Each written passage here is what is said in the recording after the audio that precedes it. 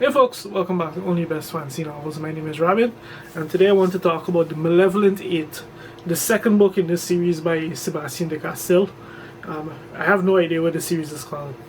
The first book was The Malevolent Seven. I didn't even notice that this sequel was being released this year until like a week or two before the book came out. But yeah, so the cool thing about Sebastien De Castell is that he improves with every book that he writes. Noticeably improves, and this book is no exception. Let's get right into it. So what is this book even about? So following the events at the end of the Malevolent Seven, the Infernal and the Auroral hordes are loose upon the world, and they can finally carry out the prophesied battle they have to finally end the conflict between their sides. The problem is that they want to use the people of this world as their patsies in this conflict, and there's no one out there who really stand up for the people of this world. Enter the Malevolent Seven. So they're pretty much going around kicking in the heads of both sides and trying to do their best to do what they can for the people of this world, given that there's no one else to do it. So that's kind of the setup for this book, and it just launches off from there. But where De Castell goes with this story is really interesting and is really fun. At the same time, it does have its issues here and there that I'll get into. So first and foremost, the thing that just stands out about this book that makes it what it is, which is just a fun, entertaining ride, is the fact that it has this standard De Castell protagonist, which is just this swashbuckling, kind of debonair, brash, flamboyant kind of main character. Like his books always have them, and that's very much who Kate Aubrey is in this book. Except in his case, we get very much a first-person POV, so we actually get insight into his thought process as we go. It's not quite stream of consciousness, but you know what I mean with these type of books. Because there's things that even he doesn't think on that are very critical until the time finally comes to release them. Anyway, to reveal them, I should say. Anyway, so that's what made this book just that much more engaging, because it's first person POV and we have that kind of personality. Because of course Kate Aubrey is, like I said, a typical De Castell protagonist. He's hilarious, he's witty, he gets himself into some very interesting situations. Even the way that he narrates and describes events and portrays those events to us, the reader, is very amusing. And that's before we even get into the relationships he surrounds himself with. Like for example, the bromance that he has going with Corrigan, who is just that kind of meathead kind of character that these books always seem to have. And then, of course, there's the rest of the Malevolent Seven, who are very unique individuals in their own right.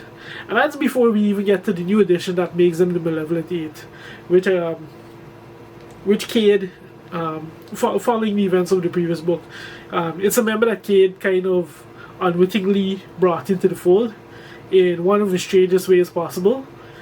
And the twist that this particular character has, it's just funny. It's just kind of funny to watch it unfold and become more and more bizarre over the course of the book.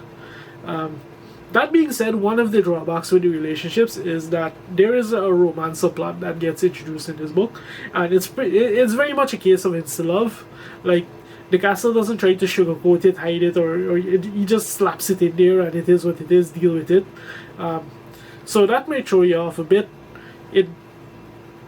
It is part of the story, though, and it is worth mentioning, because where it gets interesting is that particular subplot, it kind of sets the stage for the third book.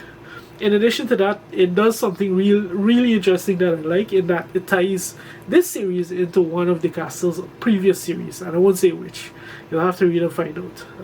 But as soon as we saw that, it was like, oh, okay, I don't know this character because I haven't read that series, but yeah, there's something very interesting going on here. And then, setting all of that aside, we actually get some more of Cade's backstory. And he's a very interesting individual, given where he started off and where he is now. Like, if this was one of those memes of how it started and how it's going, we would have two very, very drastically different pictures for what's going on here with this guy. And it's all for the best part, because he's able to use that kind of historical context when certain situations arise to just make the scenes even that much funnier and that much more potent at the same time. It's really cool. So you kind of see how his past informs the decisions that he makes, and the way that he approaches different problems as they crop up over the course of this book. And then of course there's the big mystery over the course of this book of what change he underwent at the end of the previous one, because he did undergo a pretty massive change, and we didn't know what that effect was until this book. And it's very crazy. It's a very interesting change, and I'm very excited to see what directions it goes in. What direction it drives the story forward in the third book, given the repercussions that it had in this one. So quite a lot going on. As to the book itself, it's a typical De Castell story. It's just rammed-packed full of action and adventure and a fair bit of mystery and intrigue to keep things to keep the tension going. There's a lot of great character moments and a lot of dialogue and charm with it that just had me laughing at different moments. Like it's just really good entertainment. The amusing thing is that, like, this book, it also follows that whole kind of fantasy Suicide Squad idea that seems to be cropping up more and more lately. The interesting thing about this book is that it cropped up at the same time as Joe Abercrombie's spin on this.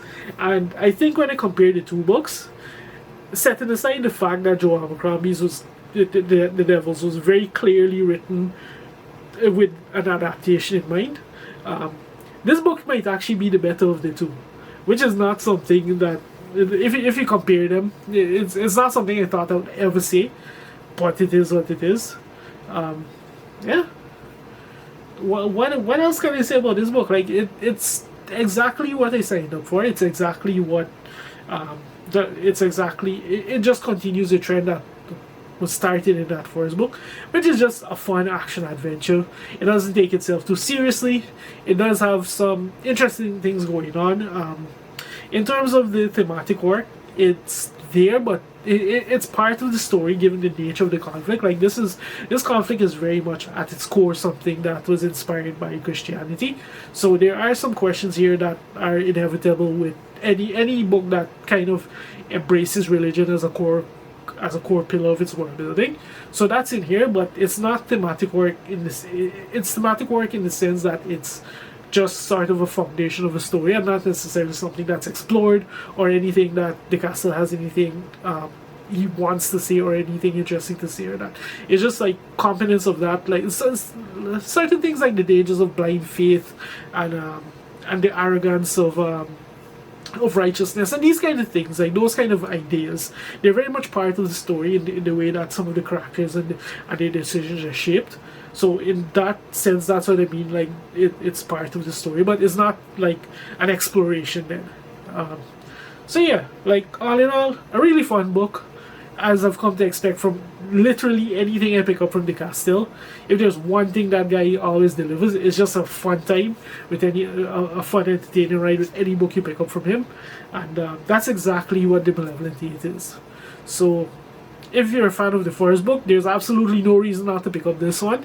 It just continues to deliver on the entertainment, and it has me honestly, after reading the first one, it wasn't particularly memorable to me. This one actually brought back quite a bit of it really jogged my memory on how the first book went and some of the things that I liked about it, and it also made me very excited for where the third book is going to go. So yeah, that's pretty much all I have to say about the Malevolent 8. If you made it this far into the video, thank you very much for watching, and I'll see you next time.